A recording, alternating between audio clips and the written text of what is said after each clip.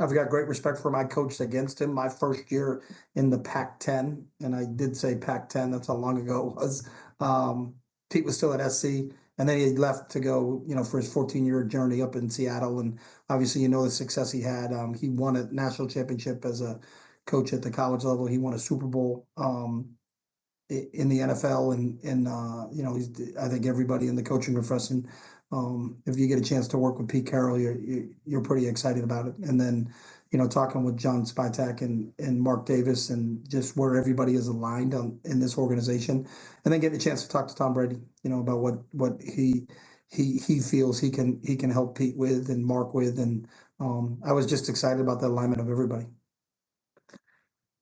Chip, Pete and John in their introductory press conference talked about how the Raiders, the franchise just means a little bit more.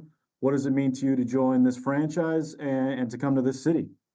Well, I got a little bit of experience. I had an opportunity to coach Howie Long's son, Kyle Long, when I was at Oregon, and got to know Howie and Diane and their family really, really well. And to just listen to Howie talk about his experience as a player and what it meant to him, being an East Coast guy coming out of the Boston area, playing at Villanova, and then coming to the West Coast to play for the Raiders, and the history and the tradition of this program speaks for itself.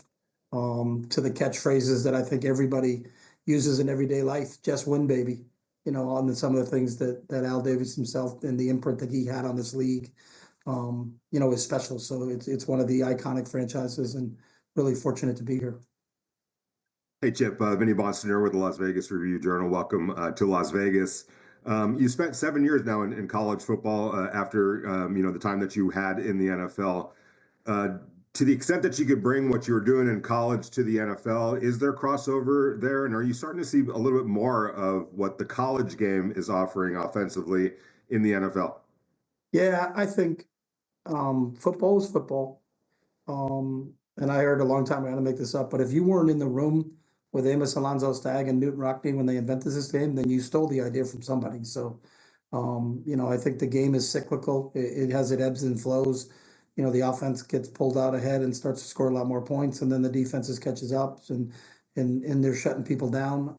There's things that will be run Sunday in this Super Bowl that were run at the high school level. I think Andy Reid does a great job of watching football at every single level. I watch football at every single level, and you watch the guys that are really, really good at this game. And football flows up and down now. It goes from the high school level to there's a really good scheme that trickles into the college level. That college level gets copied up to the NFL, and then vice versa. So I think the game is at an all-time high, because I think the coaching is at an all-time high, because I think with the advent of social media, YouTube, and things like that, as people's access to film and tape is more prevalent. So you can see more things that people are doing throughout all of football. But I think I see it blending a lot more now. There's obviously some things. I think the quarterback gets run a little bit more at the college level, but then you look at what Lamar Jackson and Josh Allen are doing at this level in running the football. So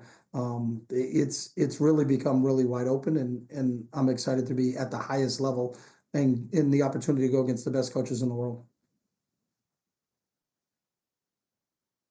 Hey, Chip, it's Tashawn Reed from The Athletic. Obviously, there's a lot of differences between the game at the college level compared to the NFL. What did you learn from your 4 seasons that you spent coaching in the NFL that you think can help you this time around? Yeah, I mean, some of it is just schematically. The field is different. The hash marks are different. There's certain things that it's a lot wider field in the college area when the ball's on the hash, and a lot smaller area into the boundary. The ball seems, if you're a college guy, that the ball seems like it's more in the middle of the field. Just talking about it from a schematic standpoint, I think that's a big thing. Some of the clock running rules have been adopted a little bit at the college level. They have a 2-minute warning now that they never had before. In the college game, it was a lot longer. You had more plays because of the clock stop situation that they had there. They've adjusted that a little bit. So I think the number of plays at the college level has gone down, and it's closer to what the same amount of plays and drives that you have at the NFL level. So some of that's getting a little bit closer, but I still think the biggest difference in college football and professional football is the hash marks. Chip, just to go off the path for a second, you know Dan Mullen really well. When you heard UNLV, what did you think, and why do you think he can succeed? Yeah, Danny's a heck of a football coach, and has had unbelievable success, as an assistant in Florida with Urban and then taking over, and what he did to take Mississippi State to a #1 ranking, was phenomenal. Been a head coach in Florida. And, if you're a coach, I think you learn in this profession, especially if you go and you keep moving out, that you don't buy, you rent, because you're not going to stay everywhere for the length of your coaching career.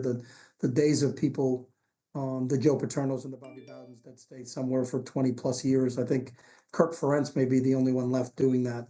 So you do move around, but Danny, I thought he did a great job in television. I thought he was sharp, and I've known him for a long time. And then when he got the UNLV job, I thought that was a really, really good hire, because I thought Barry Odom did an unbelievable job at UNLV. But I think Danny's going to do a great job there, and I'm excited to kind of catch up with him back when we get into Vegas. Hi, Coach. My name is Alex Eshelman. I'm with Channel 13 Sports here in Las Vegas. Congratulations on the new role. What are your initial goals just stepping into this role, and specifically talking about the quarterback room? What do you hope to add and also utilize the current talent there? Yeah, I am just got here, so I'm getting a computer right now to look at film and start to analyze the personnel that's here. With our personnel department and with Pete, and trying to put this thing together. The most important thing on the forefront for us, and one of the things that I think is really difficult for every coach when you start at a new job, is staffing, and that's really what our focus and concentration is on right now. Putting together the best staff we possibly can for the Vegas Raiders. And we'll all get back in. We actually start next Tuesday. I kind of got a jump start of things and wanted to get here as quick as possible.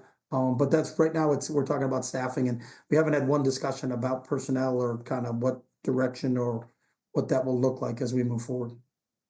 Hi, Coach. Heidi Fang, Las Vegas Review-Journal. I'm just wondering how much you're looking forward to the challenges of creating a competitive offense within the AFC West, especially when you see the Chiefs here in the Super Bowl again. Yeah, the Chiefs and what Jim's doing with the Chargers, and obviously Sean Payton is a Super Bowl champ himself over in Denver. So, and I heard that from some people. Do you really want to go in that division? But I think if you're a competitor, you do. And if you have a chance to win that division, then that means you beat the best. And the best that's playing in football right now is the Chiefs. They're the reigning Super Bowl champs. They're back in the game again. So if that's your goal and you want to get there, you're going to have to beat them. So that's what our our focus is on, is to win this division. That means you're in the playoffs and you get a chance to compete for the whole thing. So there's really good coach in this division, but just like there is across the NFL, you don't get to be a coach in the National Football League if you don't know what you're doing. So all the competition every single week in this league is hard, but to be in this division, I think you're going against the best, and that's what you want to do if you're a competitor.